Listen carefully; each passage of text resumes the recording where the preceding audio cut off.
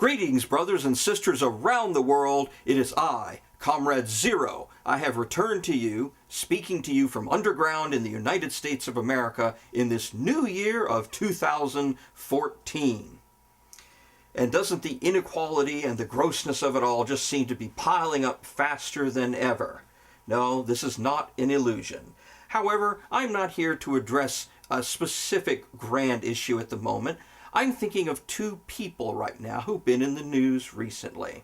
Number one, Duck Dynasty patriarch Phil Robertson, and some of the things he said not on his show, but in other forms of media, and a writer for Rolling Stone's online magazine, one Jesse Meyerson, and his article on economic reforms that millennials should be fighting for.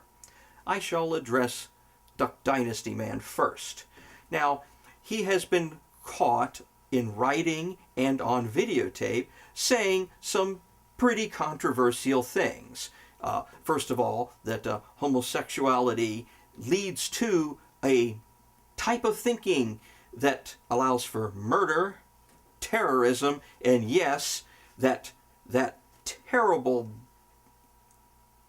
bestiality that conservatives just keep harping on and on about.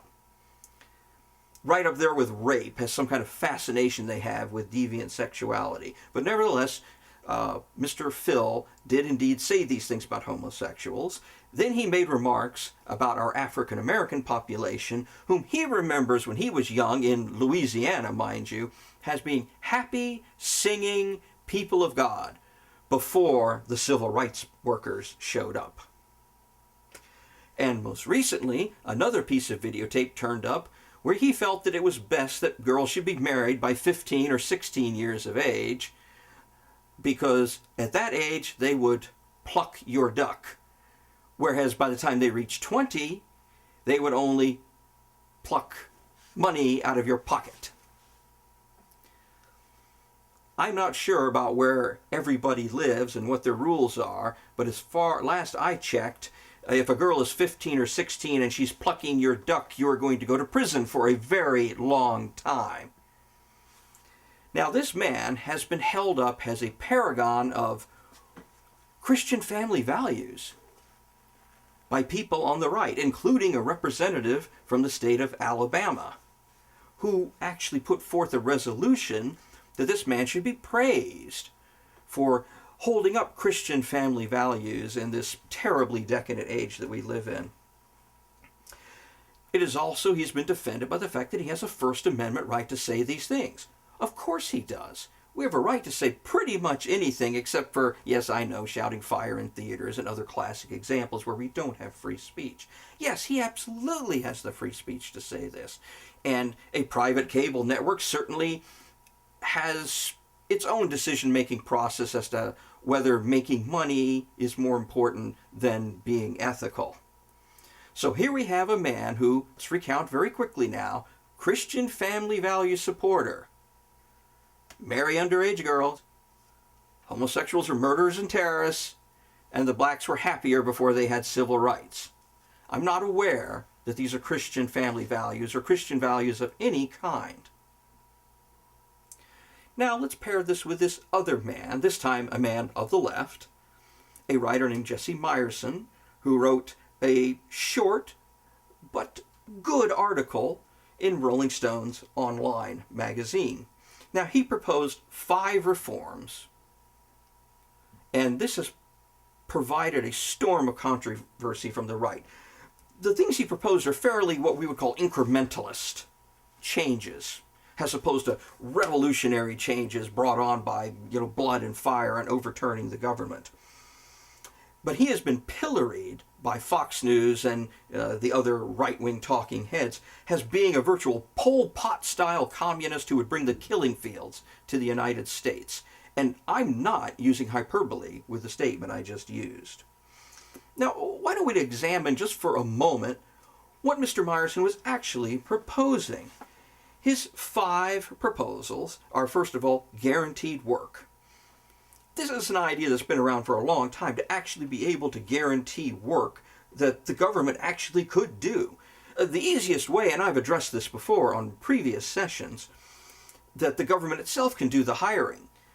I have proposed that we should have a cabinet officer for internal improvements, which would be a permanent position and would provide jobs for hundreds of thousands, if not millions of Americans, doing the desperately needed work of upgrading and updating our infrastructure. Our bridges, our roads, our dams are in bad state through many parts of this country.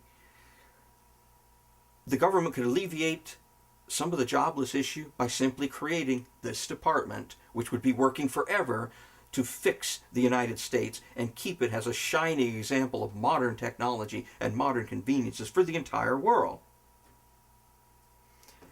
Guaranteed work could also come through other forms. It's even been suggested that nonprofit sectors could employ people, such as making more people teachers and tutors. In his own article, he says this. That would certainly do something to alleviate teaching shortages. So there are ways to do guaranteed work for everybody, which I think, by the way, should be tagged in with compulsory voting as well, and making Election Day a national holiday, so you don't have to worry about using your lunch break to go to vote. So I think that would be good to tie those into tandem, wouldn't they? Guaranteed work? You have to vote. For the government that's guaranteed your work, remember. His second issue was Social Security for all. Now what he really means there is what's called a universal basic income. This is not even just a left-wing idea. The idea that the government would give you a basic income, it did not say to give you an exorbitant income, just enough money to cover things like paying for your living and for your food. In fact, one of the people that, a proponent of this idea, was one of the most right-wing free marketers of all time. Milton Friedman actually wanted to get rid of all the welfare programs and just simply give money to people so they could do with as they wished. This is essentially what a universal basic income was. It's not going to be like having a food assistance where you've got a card where you can only purchase food, or getting money from HUD, which you can only pay for housing. You'd be basically getting a block grant. So like I said, this is a right and a left-wing idea, not new. His third idea was to take back the land from private ownership through a rather specific idea of having a land value tax that all landowners would have to pay. This land value tax, collected from all landowners, would, guess what?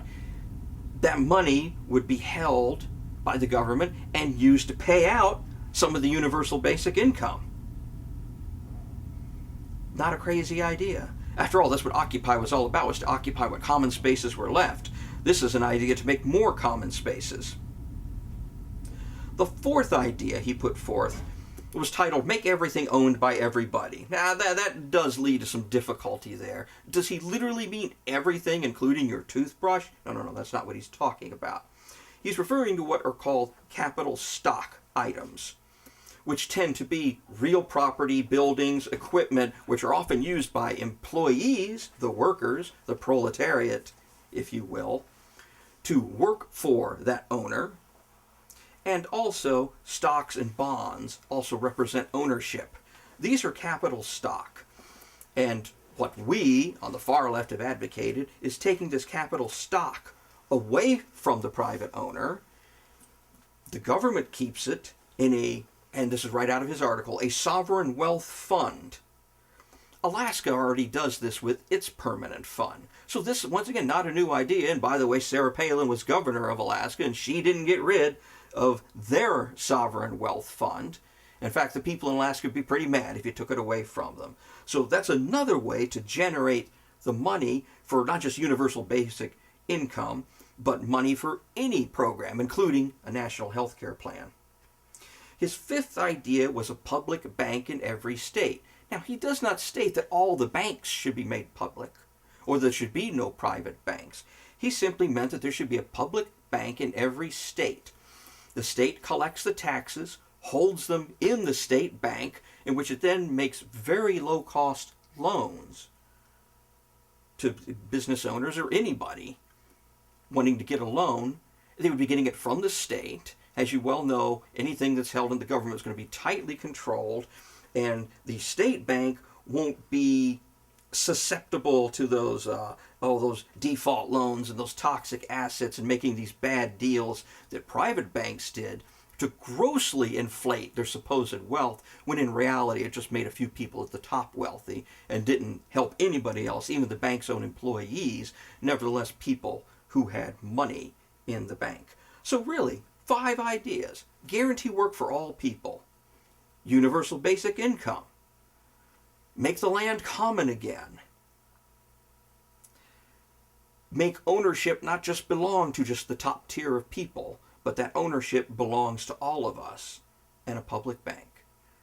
Now, of course, these ideas have been attacked viciously as the worst kind of authoritarian, totalitarian rule. But I don't see it that way.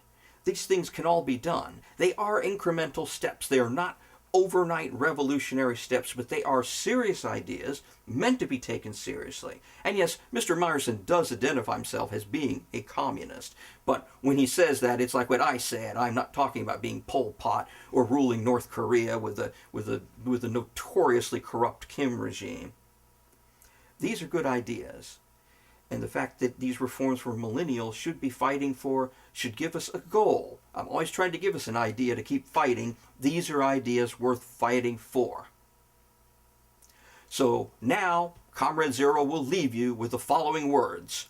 Workers of the world, unite! You have nothing to lose but your chains. You have a world to win.